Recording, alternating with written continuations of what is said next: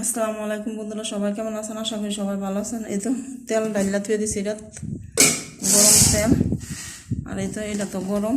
এখন এই তো আলু ভাজি মুরগি ভাজি হইয়া গেছে, আর এখানে ভাতরা হইয়া গেছে।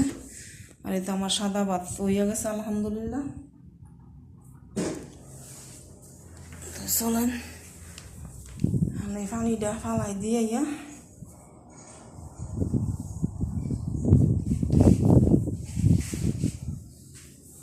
পানিটা ফালাই দিয়ে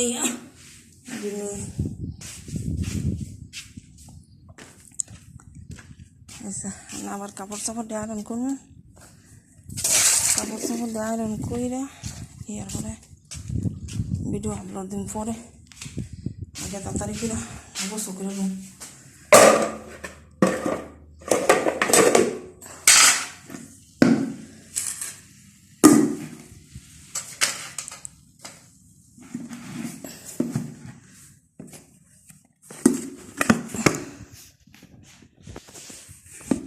এত একটা গরম লাগতেছে যা বলার মতন না।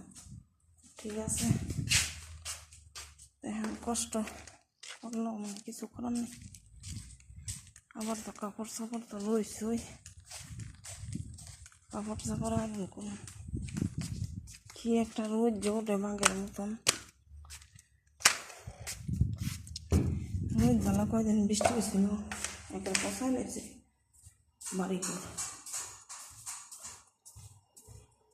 ঠিক আছে, দুই হাত থুয়া যায় বাথরুমে